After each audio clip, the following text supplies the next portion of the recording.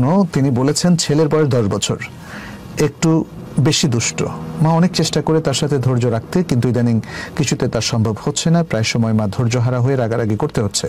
মায়ের প্রশ্ন, কিভাবে ছেলেকে কন্ট্রোল করবেন এবং নিজের মেজাজ কিভাবে কন্ট্রোল রাখবেন? বাবার ব্যবসার কাজে দেশ বিদেশে ব্যস্ত থাকতে হয়, বাবা ব্যবসার কাজে দেশ বিদেশে ব্যস্ত থাকতে হয়, ছেলে মায়ের কথাও ঠিকমতো শুনতে চায় না, কি করণীয়? এখানে আসলে প্রথমত এই ছেলের ব্যাপারে বাবা মা দুজনেরই দায়িত্ব আছে।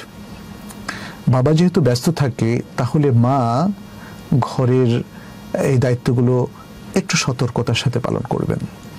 এখানে প্রথম দরকার হচ্ছে তার ধৈর্য। তিনি ধৈর্য রাখতে পারছেন না, এটা গ্রহণযোগ্য নয়। তাকে ধৈর্য রাখতে হবে, এবং ধৈর্য রাখার জন্য তাহলে কি করণীয় সেটা তাকে করতে হবে।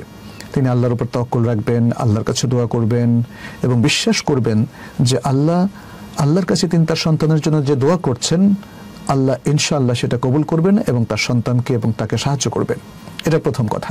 দ্বিতীয় হচ্ছে, আমাদের মায়েদের অনেক ক্ষেত্রেই আসলে প্যারেন্টিং ক্যাপাসিটিটা কম। যেহেতু প্যারেন্টিংয়ের উপর কোনো ট্রেনিং আমাদের মায়েরা নিয়ে থাকেন না, নেন না।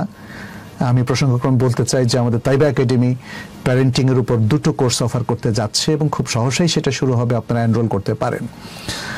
আর এই প্যারেন্টিংটা জরুরি। প্যারেন্টিং, আমরা জানি যে কোনো কিছু ম্যানেজ করতে ম্যানেজারিয়াল ক্যাপাসিটি লাগে। আজকের কর্পোরেট সংস্থাগুলো নানা রকম ট্রেনিং নেয়, শিক্ষা প্রতিষ্ঠানগুলো শিক্ষক বহুবিধ ট্রেনিং নেন। একটা হচ্ছে একাডেমিক ট্রেনিং, আর একটা হলো একাডেমিক অ্যাডমিনিস্ট্রেটিভ ট্রেনিং নেন।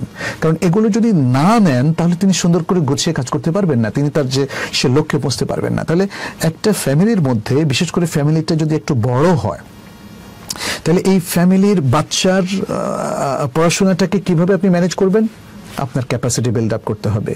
এবং আপনি যদি শ্বশুর শাশুড়ির সাথে থাকেন, তাহলে শ্বশুর শাশুড়িদের সাথে আপনার রিলেশনটাকে কিভাবে চমৎকারভাবে মেনটেন করবেন, আপনার ক্যাপাসিটি বিল্ড আপ করতে হবে।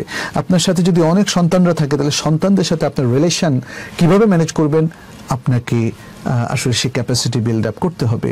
আমরা জানি যে ব্যবসায়িক প্রতিষ্ঠানে টিম বিল্ডিং করা হয়, এখানেও একটা টিম, বাবা মা ছেলে মেয়ে, তাদের একটা টিম, এই টিমটাকে বিল্ড করতে হবে। এবং সেই বিল্ডিংয়ের জন্য আসলে আমাদের কিছু ক্যাপাসিটি, কিছু ম্যানেজমেন্ট কনসেপ্ট, কিছু প্র্যাকটিক্যাল ওয়ার্কশপ, এগুলোর মধ্য দিয়ে যদি আমরা সত্যিকারের দক্ষ প্যারেন্টস হিসাবে গড়ে উঠতে পারি, আশা করি যে এই প্রবলেমগুলো রিডিউস করতে পারবো। আর মনে রাখবেন, পৃথিবীতে যত প্রবলেম, সবগুলোকে একদমই রিডিউস করা যাবে না, জিরো করে ফেলা যাবে না, বরং এগুলোকে রিডিউস করা যায়। যেমন দারিদ্র বিমোচনের কথা বলা হচ্ছে, তাই না? দারিদ্র কি সারা পৃথিবী থেকে জিরো করে ফেলা যাবে? কখনো না, কিন্তু কমানো যাবে, তাই না? এমপ্লয়মেন্ট সমস্যা, আমাদের সমাজে চাকরি নাই অনেকের, বেকারত্ব সমস্যা, এটাকে কি জিরো করে ফেলা যাবে? না, জিরো করে ফেলা যাবে না। একটা পরিবারে বাবা মা সন্তানরা থাকে, তাদের কোনো প্রবলেমই থাকবে না, একদম জিরো করে ফেলবেন, পৃথিবীতে এরকম কোনো ম্যানেজমেন্ট নেই, কিন্তু রিডিউস করা যাবে। সেক্ষেত্রে আমাদের সন্তানদের মধ্যে যদি কেউ বেশি দুষ্ট হয়, অমনোযোগী হয়, কিংবা বিভিন্ন রকম প্রবলেম দেখা দেয়, তাহলে প্রচণ্ড ধৈর্যের সাথে সেটাকে আমাদের মোকাবেলা করতে হবে। আল্লাহর উপর তাওয়াক্কুল এবং ঈমান যেন ক্ষুণ্ণ না হয়, তাকদীরের প্রতি আমাদের যেন ক্ষোভ তৈরি না হয়, এটাকে সর্বপ্রথম খেয়াল রাখতে হবে। আর দ্বিতীয়ত, আমাদের ম্যানেজারিয়াল যে ক্যাপাসিটিটা আছে সেটাকে বিল্ড আপ করতে হবে।